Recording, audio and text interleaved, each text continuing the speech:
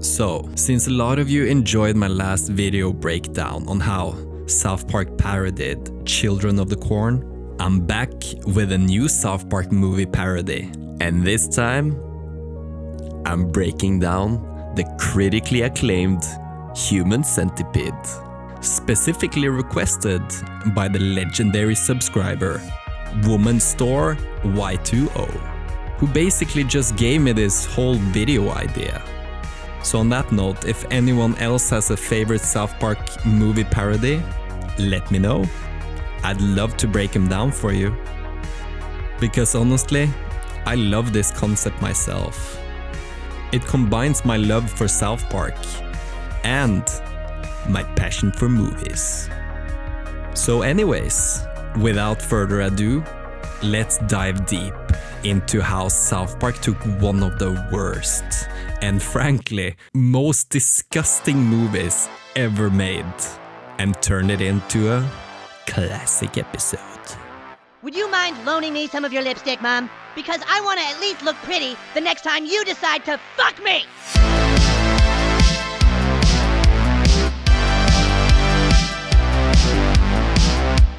At the surface level, Human Centipede and Human Centipad may just seem like a stupid play on words. Not atypical of Matt and Trey's usual fart humor. But if you look deeper down the rabbit a-hole, you will be shocked to find out just how deep it really is. And I'm not saying I know for a fact that this parody didn't just start out as a simple wordplay, because that certainly feels like something Matt and Trey would do. It's so funny, it's so stupid. But if I may give you my alternative theory. Because in my head, Jason Derulo, it feels like Matt and Trey watched The Human Centipede when it was released in 2009, and they both felt like, what the frig was the point of that? It may not come as a shock, but the movie itself sucks. Feed her! Feed her! And the whole thing revolves around the most useless invention ever. The Human Centipede. Or at least, that's what they thought. But before you know it, 2010 rolls around and Apple releases their newest product. And we call it the iPad. An even more useless product. Thank you. And just 1 year later, in 2011, after a year of trying to connect the two most useless things to make an episode, bang, it hits them. What if they combined the two words together? Oh my god. I give you the Human Centipede!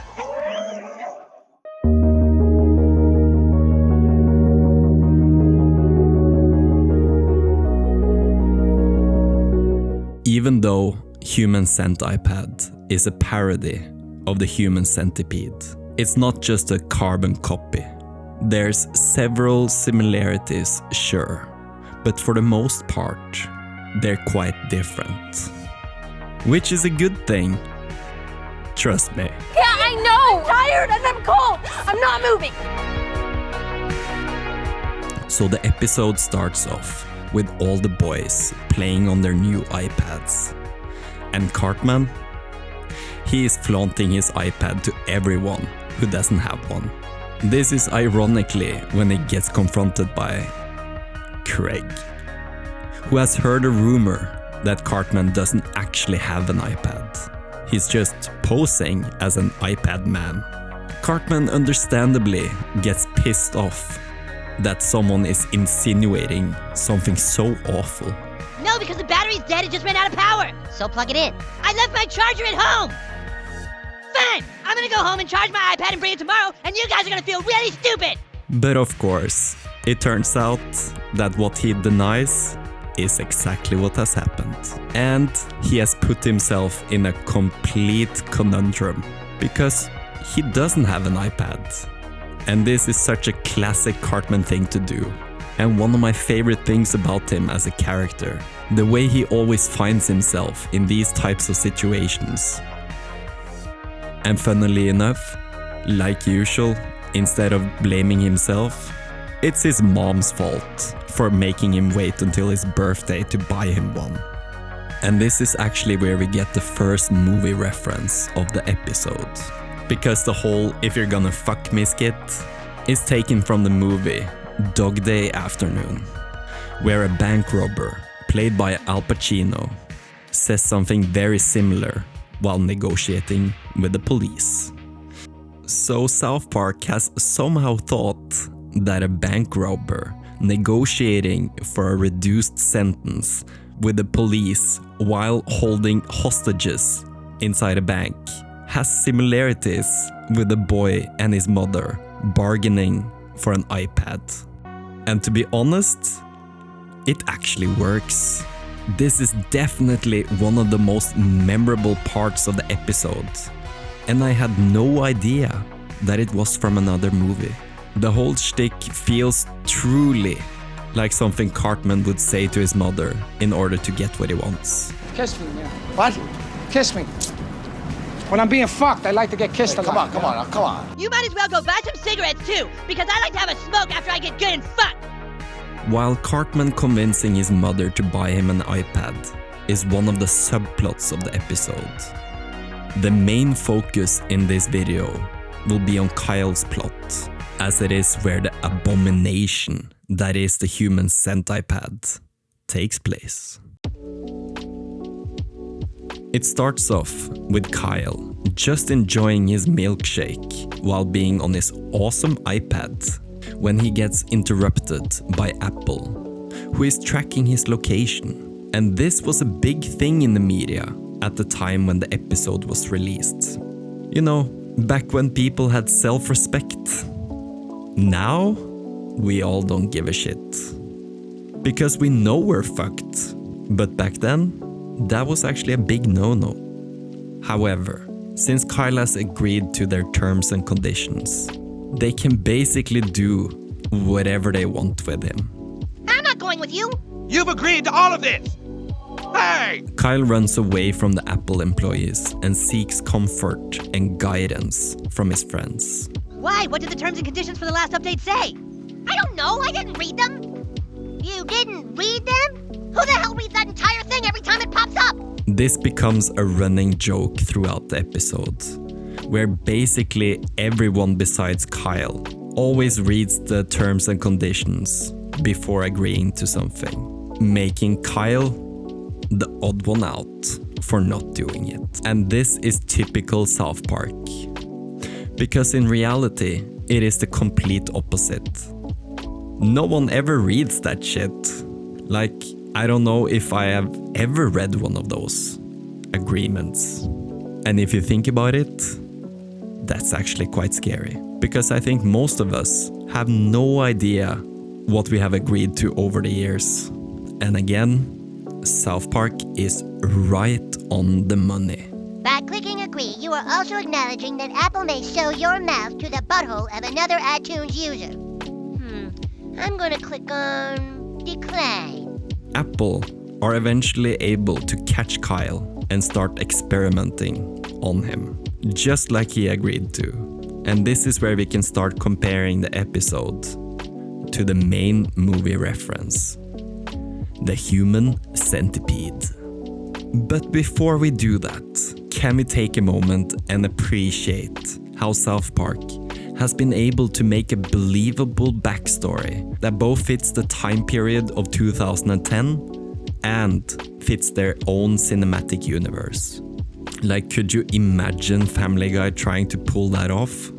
It would probably be some cheap imitation where Peter and Quagmire go to Germany, No, we're in Germany right now.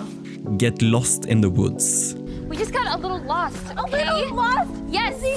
and then stumble across the German guy Hi. We got a flat tire. who turns out to be this psychosurgeon Mengele copycat. At least he's calling the car company for us. Yeah. So back to the plot. After being captured by Apple, Kyle is thrown into a cell, but he's not alone. He's accompanied by what feels like the only two other people on Earth who also agreed to the terms and conditions without reading them. What is this? What's going on? You agreed to the iTunes terms and conditions too? And the appearance of these two other individuals is very similar to the original movie. But I feel like if I draw too big of a comparison here, I'm gonna have a lawsuit on my hands for racial profiling. So I'll just play the clips back to back, and you can draw your own conclusion. I can't even read English!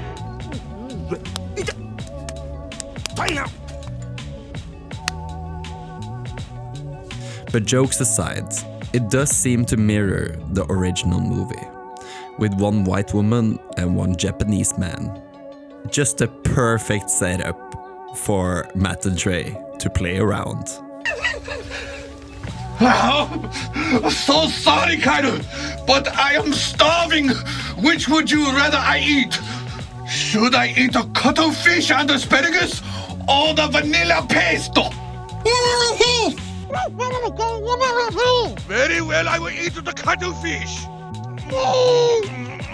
Yeah, this is kind of what they do with stereotypes.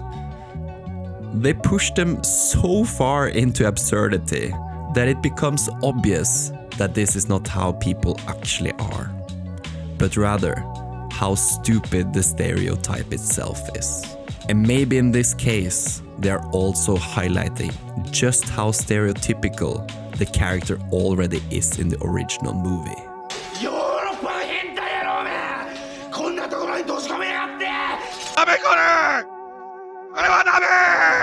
Just the way the filmmakers in the original movie wrote his death. It literally plays into one of the oldest and most controversial Japanese stereotypes, based on the old samurai tradition, seppuku. Okay, back to the episode, where Steve Jobs is introducing the newest Apple product. And this is where we get one of the most direct movie references, in two ways. The first is the introduction of the human centipede itself. I mean, just the way the scene is animated with the projector and the way it's shot feels very similar to the human centipede. But of course, South Park makes this absurd parody somehow work inside their own universe and story. And by having Steve Jobs present it, Matt and Trey kind of draw a comparison between him and the psychosurgeon, which is quite out there. Comparing a deranged killer doctor and an American tech billionaire entrepreneur, but it kind of works because they both have similar traits. If you watch the movie, the psychosurgeon feels like a smug, self-centered visionary. And honestly, that's not so far off from how the top tech executives, and especially Steve Jobs, were perceived at the time. So now that the human centipede and the human cent iPad are finally made, you kind of wonder, where the fuck is the story even going now? Especially in the movie. I was thinking, we're only 30 minutes into the movie. What are they gonna do now? And the answer is quite obvious. The German psychosurgeon starts to train the human centipede like a dog. And similarly, Steve Jobs tries to train the human centipede to do the hardest thing imaginable: to read before agreeing. No, you didn't read it! This says we don't ever have to let you out and then we can do whatever we want! Damn it, why won't it read? So he comes up with these elaborate tests to throw them off, and they fail every single time. But in Kyle's defense, the plans were so elaborate that I was kinda actually fooled too. And similarly to the original movie, Steve Jobs gets pissed off by the fact that they still never read before agreeing, which is ironic because that's the exact reason why exactly those people are there in the first place. Literally the only 3 people in the world that didn't read the agreement. I don't know. I didn't read them. You didn't read them? Anyways, to my surprise, the rest of the Human Centipede movie is not just about the psycho doctor training them like a dog. No, eventually he gets visited by 2 investigators who end up ruining his whole plan. And to be honest, I was not exactly surprised, because the genius German doctor somehow thinks it's a great idea to try and drug the officers. And the timing is perfect for him because the tail person of his human centipede is sick. So he actually needs to replace the tail anyways. And to no one's surprise, he fails. After some pretty disturbing last 20 minutes. I'm just gonna leave it with whoever made that movie is a sick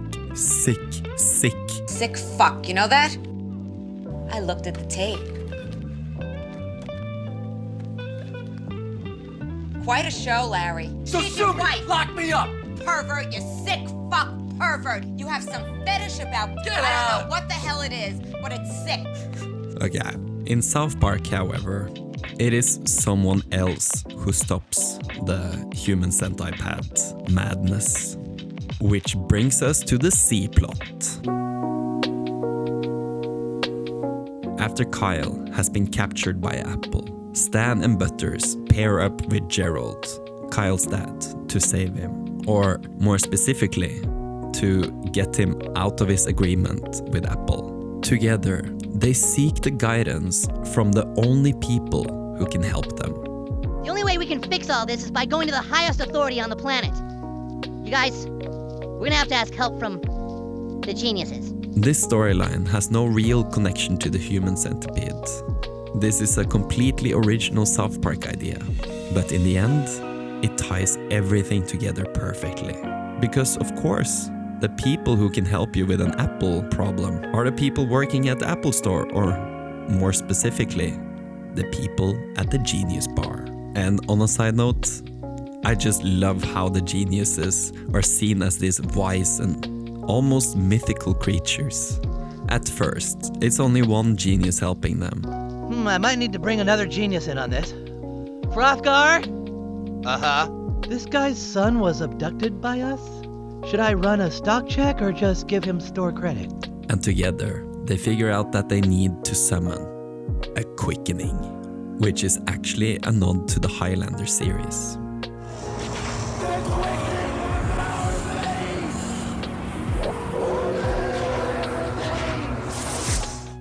However, the activity they perform as the quickening is actually parodying the ceremony of the sun from Jim Henson's The Dark Crystal. And this whole sequence is just, well, stupid in the best way possible. All right, that's it. I've had about enough with iCrap and me clouds and a council of geniuses with all their future... It's okay, sir. The Toron Ra has revealed the answer to your problem. But it works, because it leads the geniuses to come up with a solution that is honestly quite brilliant. We can retroactively make your son's agreement invalid. Okay, finally. How do we do that? It's very easy. You'll simply need to join Apple. Funnily enough, Gerald is actually reluctant at first because, well, he enjoys his PC. But if you join, we can make your son's account into a family account, and then you have to approve all his agreements. But he soon agrees, as it's the only option.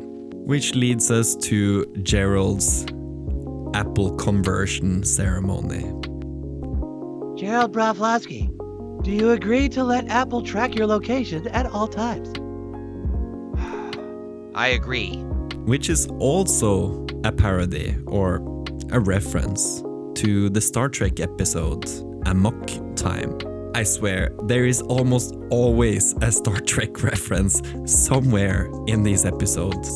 But before we go to the conclusion, we have to catch up with the B-plot and Cartman before we get the culmination of all storylines in the end. Today, on Dr. Phil, the tragic story of a little boy whose mother constantly tries to fuck him. So, while all this has been going on, Cartman has kept going with his Al Pacino impression, and somehow that has landed him on Dr. Phil, where he comes on as a victim. I want you all to meet Eric Cartman, who's a very special boy with a very hard life. And what is he a victim of, you ask? Well, he actually takes that whole "if you're gonna fuck me" bit literally and claims that his mom did in fact, Fucks you? Yes, she fucked me so hard. So when she comes on, the whole audience turns on her. Oh, there she is. There's my mom right now. Boo! And I will say, the social commentary on consumerism, and especially American consumerism, is kind of perfect here. Because, well, yeah, your mom kind of raped you in Best Buy, but here's a brand new iPad. Like that's going to help. Well, Eric, we have a very special gift we want to give you. An iPad? And the worst part of it is, it feels like something like that really could happen on Oprah or Ellen, or like in the actual episodes where Dr. Phil partners up with Best Buy and Apple to gift Cartman the newest Apple product. And finally, South Park has tied all the storylines together in an epic finale. Tom, it's a big exciting day for Mac Apple users. The unveiling of the first human centipad. And so, Eric, here is your very own human centipad. And for most people, the human centipad would not really be such a great product. But for Cartman, it is actually everything he has ever dreamed of. I mean, he finally gets his iPad, and Kyle suffers a lot. Well, it's tailor-made for Cartman. It does email and web browsing, and it shits in Kyle's mouth? This is the greatest thing that has ever been invented! Which makes it all the more satisfying when Steve Jobs is informed that the geniuses have declared the agreement invalid. I don't care what the geniuses say! And therefore, they will have to disassemble the human centipad. Which makes both Cartman and Jobs furious. Damn it, I'm trying to create the future here! So then when Gerald arrives, he's now a new man and a smug new member of Apple. And he delivers a classic South Park end of the episode speech, where he gives the moral of the story in the dumbest way possible. And we get one last reference when he says, "And I've even been to me." Which references the 1977 Charlene one-hit wonder, "I've never been to me." And honestly, it feels like they're mainly joking about the title of the song, because what the hell does that even mean? I've been to paradise, but I've never been me. Yeah. Anyways, and in the end, Cartman ends up with nothing. Why did you do this to me, God? Next time you're gonna get my hopes up, could you please take me to a grease monkey? Because I like to get lubed up before I get fucked!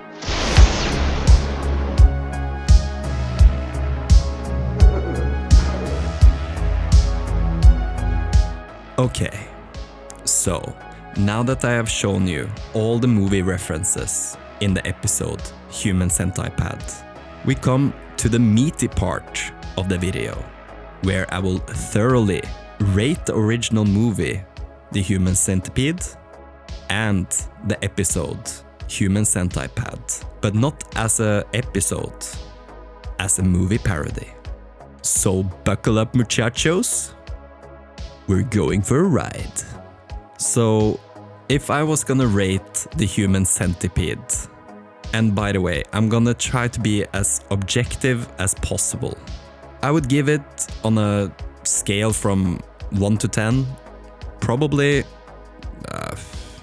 I don't know, a rain cloud, and maybe a race car, and